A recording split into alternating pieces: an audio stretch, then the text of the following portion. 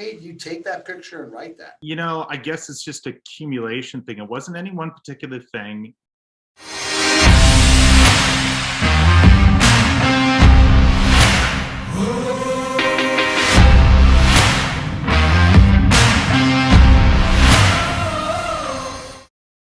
But I really, you know,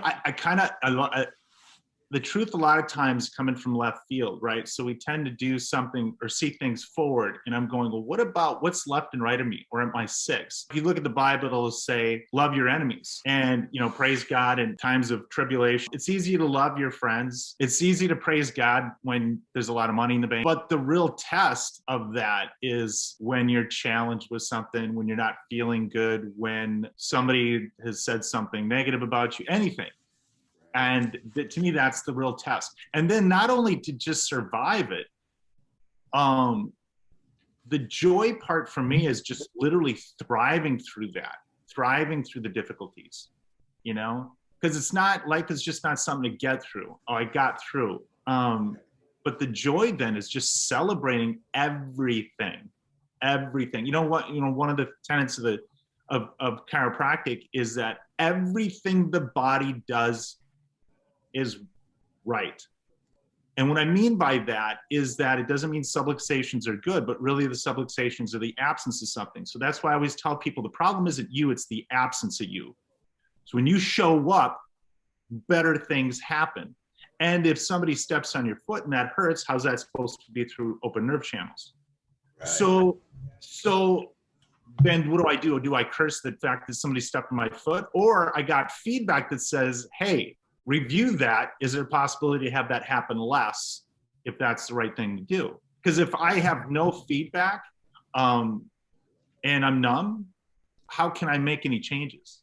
Right, right. And now how would you relate that to, the thousands of patients you see? What kind of, beyond someone stepping on your foot, perhaps awakenings or awareness and how people have adapted better through clearing out the nerve channels?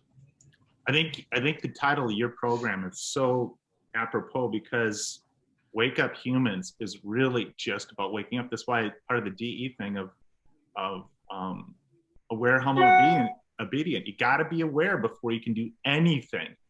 And so technically, when people are subluxated, they're partially unaware.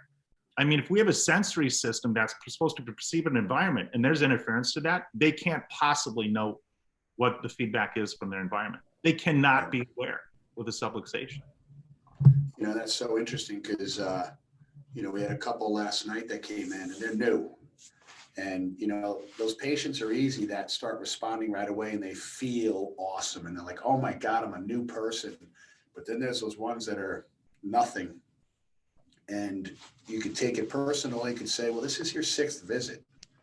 Like it takes time. Or they feel worse because they're so programmed on how they feel. And I'm like, well, at least you're feeling. Now we're opening up all these sensations in your body. We just got to get you through the process peacefully because as you're waking up, now you'll actually heal on a deeper level.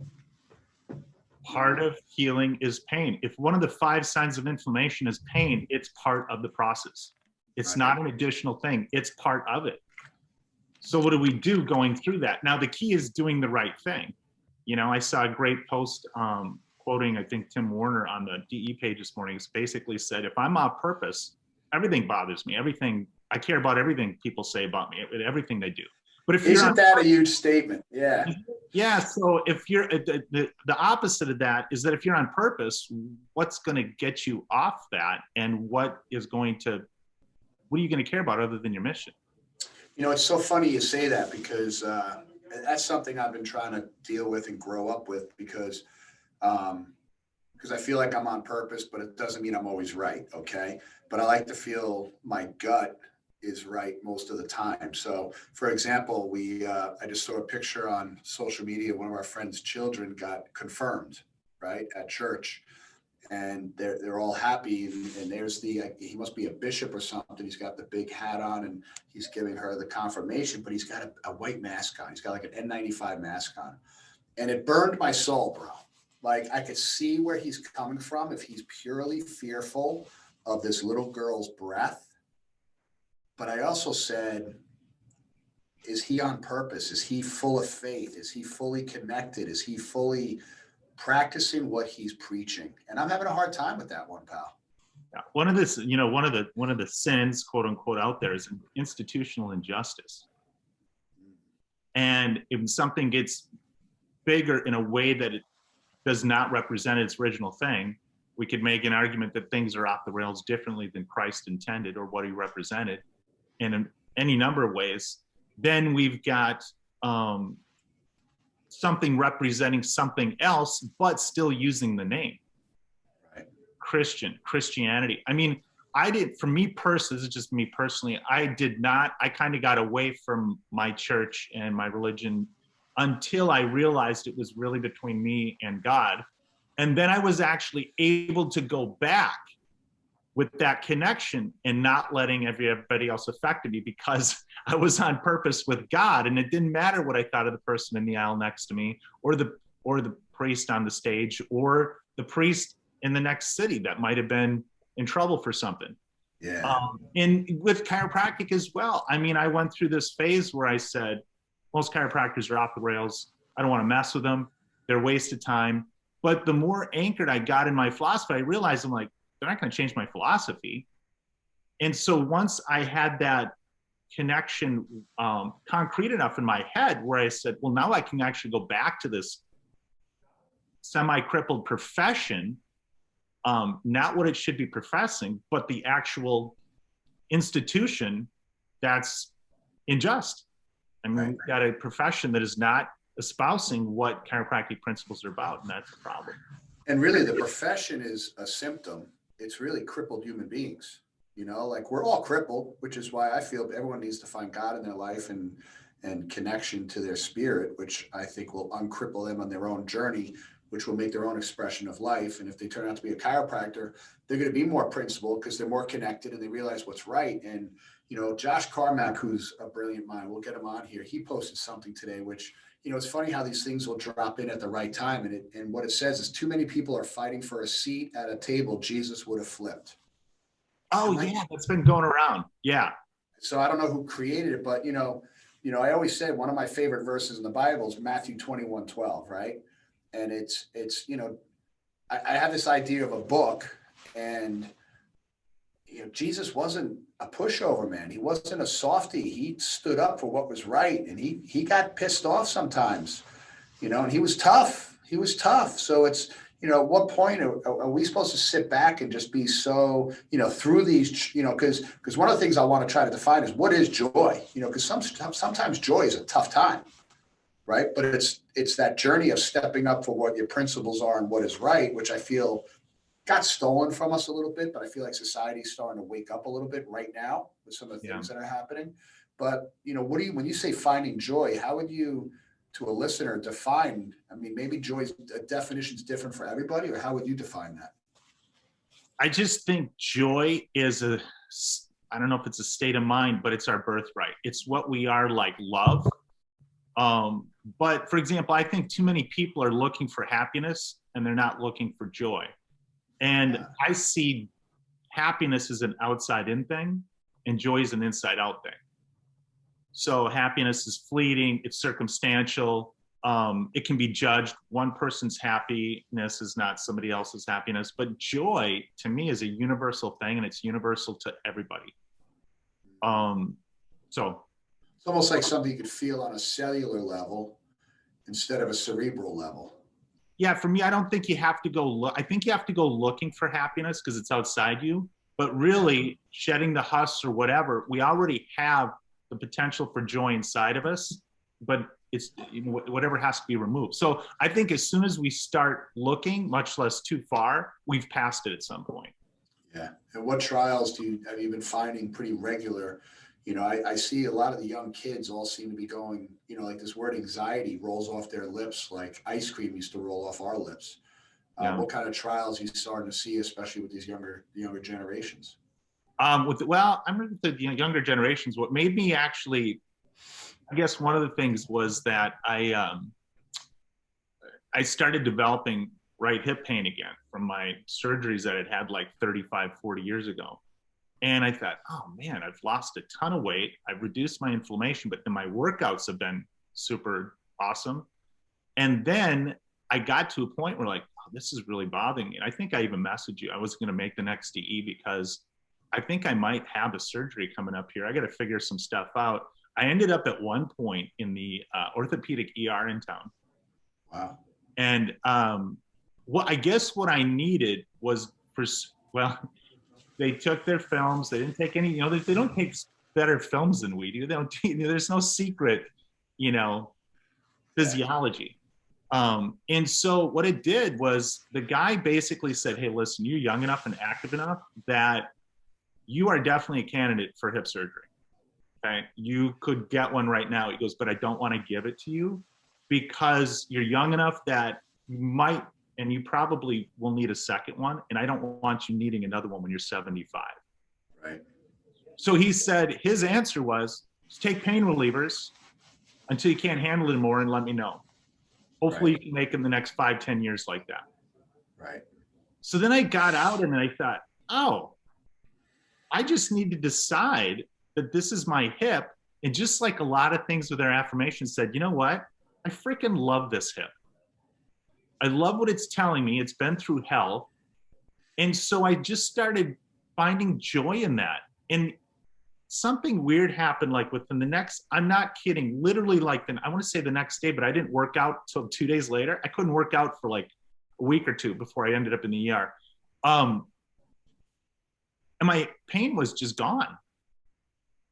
And I had a killer workout and I thought, it's the same damn hip. It's the same hip. Yeah. And I thought, well, maybe this is a fluke. So I just started going through it and do my workouts, maybe 70%. I'm like, no, it's not coming back. This is great. So I guess I needed the dude just to basically tell me he didn't actually know. He didn't have any more insight. He just told me something in a more professional way that my neighbor could have told me. Yeah. I'd take some pain relievers and walk it out. But, you know, if the pain does return, I'm just going to go, this is my hip. I love my hip. Right. And I love the pain that has to be associated with it. Because quite honestly, I couldn't be doing any more than I'm doing. I mean, my diet's so immaculate. And I love that. It's so immaculate. People go, how can you eat like that? I'm like, without getting down the stroke road again, once you're shown that, you're like, it's super easy. It's not hard at all. It's just a decision. And then how much better I felt in general. But the weight loss and everything and the workouts now have been phenomenal. That I'm like, I can't literally think of anything else I could do for this hip that's got certain limitations of matter. And then I just decided I'm just going to love this hip. I'm going to love my hip. And I guess that can translate into joy because then I just said, well, this is my experience. This is what I'm doing. And once I did that, I kind of let go of some stuff. I don't know if you're familiar with David Hawkins. I love a lot of his stuff, but his big thing with emotions is that don't deny them. Because what I was doing is what a lot of people do. Like, oh, this pain sucks. And just give me in a certain position so I don't feel it. Because that's the thing that really got me in the ER. When you can't get in a position anymore and you can't sleep, it's time to do something. But I guess what ultimately I did was just go, I'm not going to deny the pain. I feel this pain and I feel it right now. And David Hawkins would say, you know, when you deny stuff, then it ends up festering. So that, okay, I'm just going to love the pain. I'm going to love my hip for what it is. This is my body. It's my life. I'm not going to imagine if I had a better hip or a metal hip or whatever. This is my body. I'm doing the best I can and it's enough. Right. And I think, you know, there's nothing wrong with going to a quote unquote specialist that has the technology to take a deeper look. And he gave you the better answer where, okay, I can manage this. But if he went in there and, okay, Matt, your hip's destroyed. Now, you know, structurally, you're not giving much choice. It's like, all right, I can't positive think through that. Right. Yeah. That's when, you know, I think, you know, in the past, our profession has talked down on the medical profession. And, you know, it dawned on me, I was speaking to a group this past weekend that, you know, people are showing up to the ER that have been destroying their bodies and then they die there and they become a statistic and people blame medical doctors for killing people. Well, you can't put all those people in that statistic. And I think one of the biggest things we've seen over the past year and a half is this term comorbidity, which is if you're not taking care of yourself, I mean, you're a major target for life to just take you out early because you're not going to adapt. And, that was a realization I had to look at myself because, you and I have heard chiropractors say, you can eat Spam, but if you're well adjusted, it's going to turn it into broccoli. And they died young. Well, I could either choose to be that person and listen to that or say, well, what can I do better in my own life and address it, which is like, well, let me get the synopsis of what's going on. And now what action steps can I do to do better? Because I'm dealing with that with my knee right now. I had an MRI on my knee and it's all torn up. And people are like, well, what are you going to do? Don't get surgery. I'm like, I may not have that control. I'll go to a specialist, and if he starts talking like your guy was, or he says, well, let's try physical therapy, I'm out. I'm not getting surgery. Now I could think of other things I could do to manage it. But if he goes in there and says, hey, bro, you've got to chip off of this, and this is torn away, and there's just nothing around it, and I trust him, okay, then let's clean it up. And, I can't fix stupid. I can't fix what I did in my past life and all that kind of stuff. So, I think that's my hip hurt enough that I had, I thought, God, is it fractured or something? There's right. something broken, is something unstable. But once he said, no, that's solid, you are a candidate for hip surgery based off your symptoms and what the hip looks like. But he said, listen, I have no reason why you can't bike and do whatever you can, low impact. That was my green light to just take charge of it again. But, 100%. something I like about the direction you're heading in now, and again, it's not, the chiropractic adjustment, the chiropractic subluxation, but people forget preceding all that is recognizing and respecting an innate intelligence. And even since text, he talked about chiropractic hygiene. Chiropractic hygiene is a restoration of the environment. It's not to treat a darn thing. It's just to recognize, how do I optimize my innate body built by my innate intelligence in the environment as best as possible that could be conducive to that, so I can optimize my expression in it. That was chiropractic hygiene. That's it. That's it. You start doing something to treat something. At no point did I go, I guess I could have said what's going to make me feel better, but I really just threw a checklist and said, am I doing what's intrinsically right for me? Right. That was basically it. Well, it's being able to nurture yourself because you love yourself. Like I'm gonna love my hip, but I'm also going to give it, the best ability to adapt, which is, his words. Hey, you can ride a bike because it's low impact. So now you're not going to go choose to go run up and down a basketball court. You may, but it may set you back 3 months because it's all inflamed and hurting. Yeah. I'll probably never really run again because that's what I started doing. And I started doing sprints and I started feeling like, and my daughters challenged me to a thing on the treadmill. And I'm like, I could do this. I'm crushing it. And 2 days later, I couldn't walk. And I was pissed. I was like, man, what did I just do that for? And it was, maybe we call it ego, or maybe I was just overly excited, man. Yeah, but if we just concentrate on what we can do, that's really the difference. Right. We have a longer list as we get older, but what we can't do, but we can do so much. Right. And that's really where the attention's got to go. But I think that's an example when you talk about finding the joy in the trial, because, a lot of times we get patients coming in that are really down on themselves and depressed over their pain instead of learning through it and then moving forward, being stronger from what they've learned. Perhaps that's the joy through the trial that people can learn. Yeah, because here's the thing. If we're good, nobody gets out of here alive, but nobody gets through it without trials either. So then how you can handle trials? Right. You're going to curl up in the fetal position and say, poor me, or same trials. The trials don't change. You have a different perspective of it. And then if you can let that joy through, then I don't know if taking control is the right word, but it's the same trial, but you're different to it. Maybe taking ownership, taking ownership of your own experience, your own life. Because if life's about avoiding pain and trials and you're locking yourself up inside, you're not living. You're not living. Well, think about it in offices. If we tried to pick and choose who we thought was going to get it, right. We might be seeing 10 people based off our educated misperception or whatever. And then how many people you go, Not sure if they're going to get it. And they're the one that send you 1 million people. I'm like, how did they get it? It's bizarre, isn't it? It's wild. Or I've had the people say, this isn't for me, but they've referred me 50 people and they don't come in. Yeah, what's up with that? And I just, to this day, I don't understand it. I accept it. And I'm like, I still think of them. There's like 5 people right now I can think of. And I think it's just their own little fear mechanism they have going on. But they love everything about it. And they're referring people and they're telling people. And If they they will get on your tables. Huh? They can't possibly keep referring and at some point not get on your tables. Yeah, and that's the possibility I will not give up on. I know there's people out there wondering, what is your diet? You said your diet's perfect. What are you doing?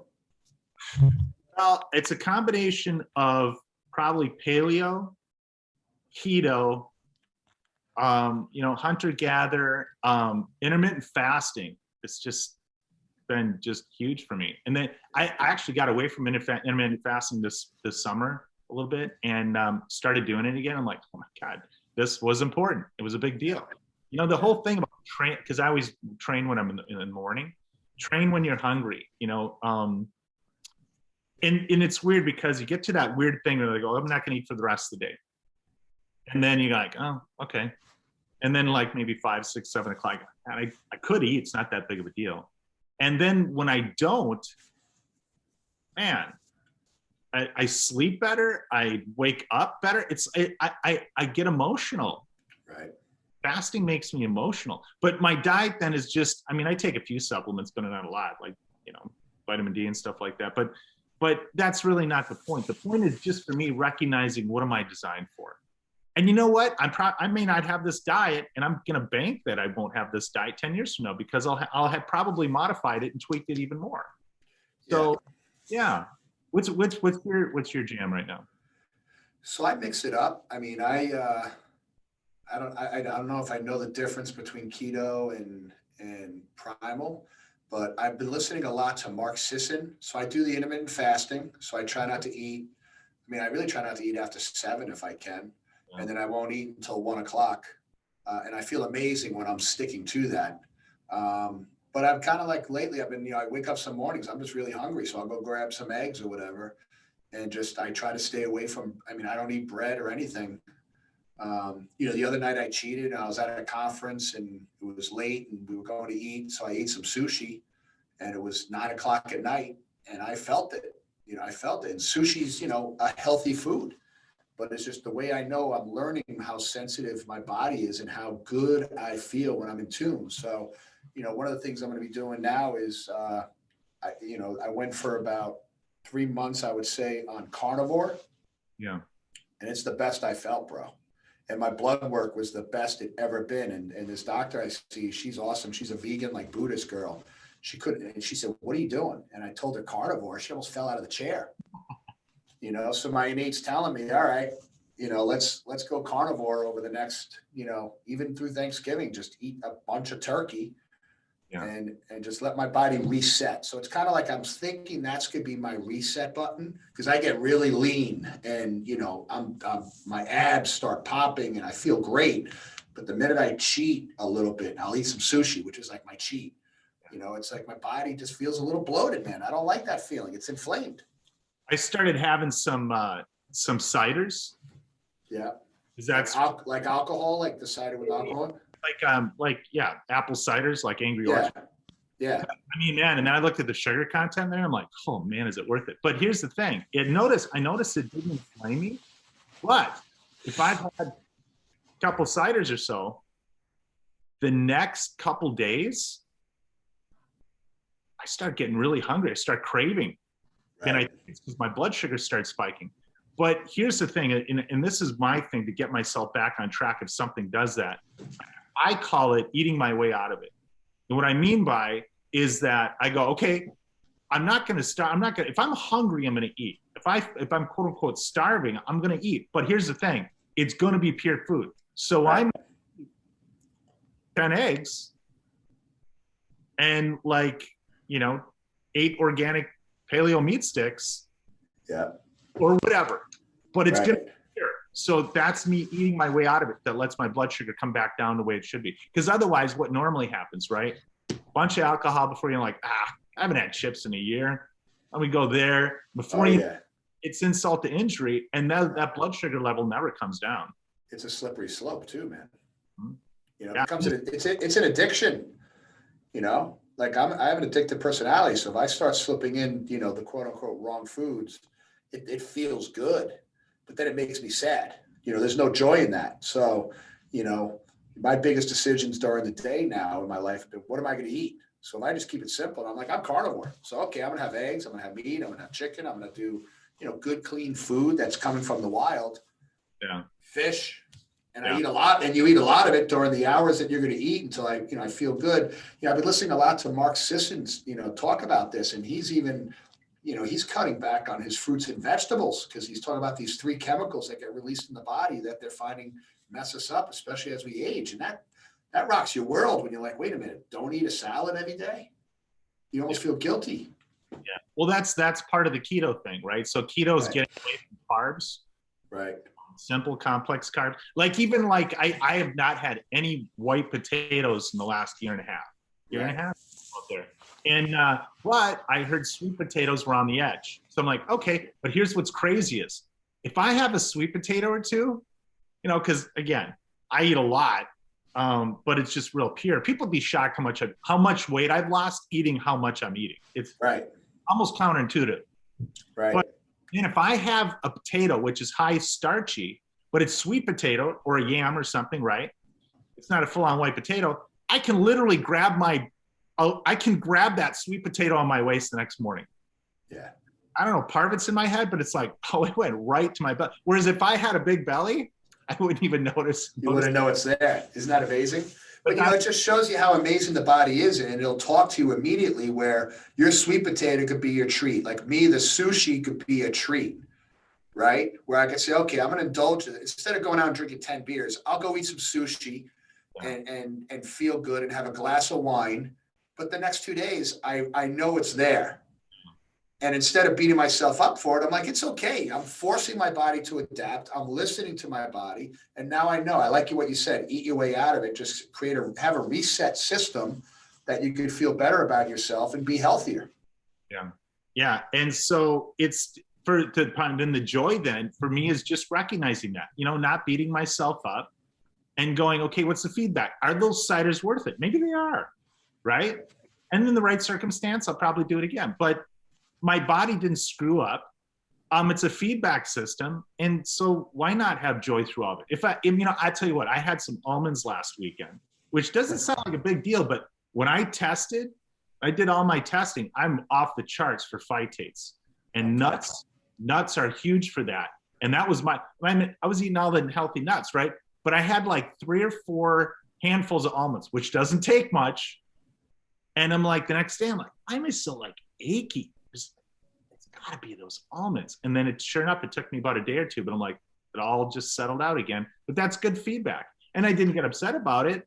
I just went, okay, I have pain. I've earned it. That's how my bodies give me feedback. It's a good thing.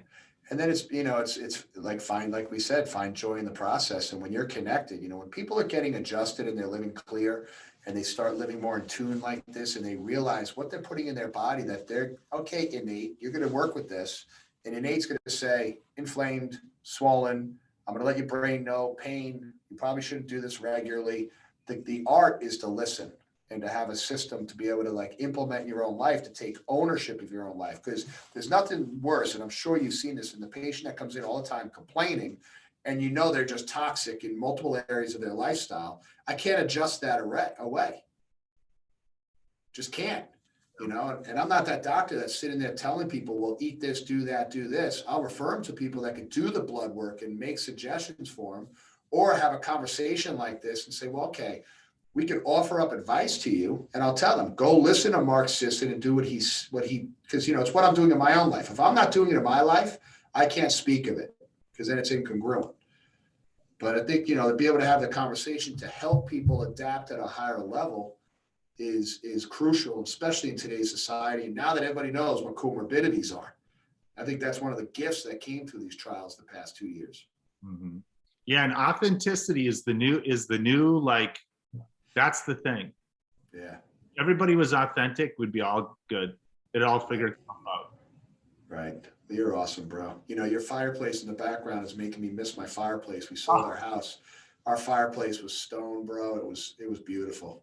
You're yeah, making me miss it. I've seen your house. It's amazing. Yeah, And, yeah. but you know what though? Bigger and better things. And I Well, just I like tell you, anybody, if anybody who's got joy through the tribulations, it's you. And I think one reason why you've gotten feedback, you hear people, what are you going to do, Steve? Because they're taking their own fears, their own uncertainties, and they're seeing what you're doing, and they're projecting that onto you. Because they're like, well, okay, what would I do? You know? right, right. To see you, I don't know if I've ever seen you more as combination like energized, on purpose, and at the same time peaceful. Yeah. It's almost like you're in the eye of the storm, which is, I think, where we all want to be. Well, you know, it's when preparation meets opportunity, right? And I had a moment during this whole thing where I had a week where I found myself drinking tequila on a Thursday night. And my family was away. I sent them away. I sent them all to Florida, and they were doing online schooling. And it was like 2 a.m. And I'm like, what kind of man are you? Is this the man? Is this who you are? Like, you got to get connected. And then I did like a 10-day fast, and I just prayed and meditated, and answers dropped in. And I said, okay, this is what has to happen. And it's been and the gift. And if we could teach anybody, you know, the gift to waking up is learning how to get quiet and listen. You know, whether it's listening to God, listening to your innate, listening to the you know, the master within, whatever you want to call it. We all have that voice, but it's, if you're toxic, it's static. You don't hear it. But if you can hear it, and then you can realize, you know, and this is what the backpacks can be all about. We all have our shit. We have our stuff. It's okay. Like, find the joy in it, accept it, take it as a lesson. And now let's try to find peace. Like, you know, you said, I'm in peace. Like, what is peace? And if we could have more conversations, grown ass men having that conversation, it now filters into your family. Like I told my kids didn't complain once, bro. I mean, you know, they there's little things that they bring up, but I mean, if you look at the house we're living in compared to what they were living in, I mean, not one complaint. There's no room for their clothes and stuff. There's no room. They're sleeping on top of each other. They uprooted from their quote unquote friends in the middle of the night. But you've nurtured that since they were born. Exactly. Well, I'm not surprised at all that the Judson kids responded that way. Why would we? But they don't know. Like I tell them, I say, guys, you won't realize what you've done probably for another 10 or 20 years from now. You're going to wake up one day, and it's not about putting the glory into dad that we were able to. It's all of us as a family, right? As a unit, as a community, that we were able to make a decision one day, within 3 months, sell everything we have, basically, and uproot in the middle of the summer where their friends really didn't even know. Like, people found out a month later on Facebook when Tammy posted a picture on the beach, and they're like, are you, like, did you move? Yeah. And then they see Kane playing football and he's in a green uniform, and they're like, hey, that's not the blue uniform. What's going, and what did you do? And I'm like, oh, I didn't tell you. Huh? You guys are a social bunch. Yeah. Lots of people in your lives. Yeah. But, You know, but though, what a great role model that is, because that, just watching you guys go, all of you going through that in the different ways, and your one daughter that didn't get her scholarship because of the COVID crap. It's very inspiring. And thank you. yeah, and you know, it's funny. I was going through. I like to find correlated truths, and you see the 5 signs of inflammation or 5 signs of life.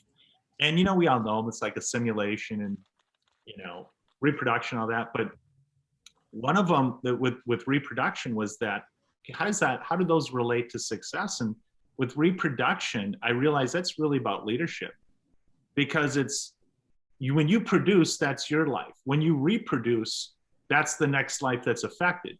And you know, the whole part of the whole thing with the whole idea, I'm guessing, with your backpack book is not just to clean up your own life, but how that's going to impact everybody around you. You know, if you're subluxated, that's one thing. But now if the whole nation's subluxated, everybody's buying into this narrative that's that's going to try to destroy everything. But the people who aren't subluxated yet and the people who are awake aren't going to let it happen. Well, that was part of my decision making when I found myself drinking a really nice tequila just because that's what everybody was doing, right? And I'm like, I don't want my kids looking at me as that guy, right? Like, I hate to say it, but that I'd be a loser. And who, now I'm running into guys for the first time. I haven't seen them a year and a half. They've gained 70, 80 pounds. I'm like, I've been drinking and all of that. And I'm like, and then they look at me and they're like, what the hell happened to you? I had to make a conscious decision as a grown ass man of what kind of man am I going to be? And it was not only for my kids, but for me. That was the big deal. And it was, healing from within as to why am I making these decisions, and then just waking up and saying no more. And I think, that's why I loved when it hit me when you showed the picture of that sunset and then finding the joy in the trials. That's a very profound statement, Matt. That's a very profound, because we all have trials, but how do we embrace those trials as part of life and learn and grow from them? Thriving. Yeah. Through, there's no accolades for getting through, because if you happen to have a heartbeat long enough in your 70s and 80s, what's the point of that? 100%. I mean, and just the joy then is the abundance. Yeah. That's joy is a sign of abundance between your ears. And the abundance of love that you attract. Yeah, we've got eyes pointing outside of us, looking for the thing that it can't see outside of us. And it's you got to go inside, man. That's it. You got to go inside. And I think that's our takeaway. Go inside and find the joy, man. Listen, brother, I love you. You're awesome. When am I going to see you again? You going to make January? No? We've had tickets for January DE for a month now. Awesome. Everything's booked and we're back on track again. Fantastic, bro. I look forward to seeing you guys. You're awesome. I know people are going to love this message that you were able to bring out. And go start a fire, man. Love you, buddy. Love you too, pal. Have a great day. You too.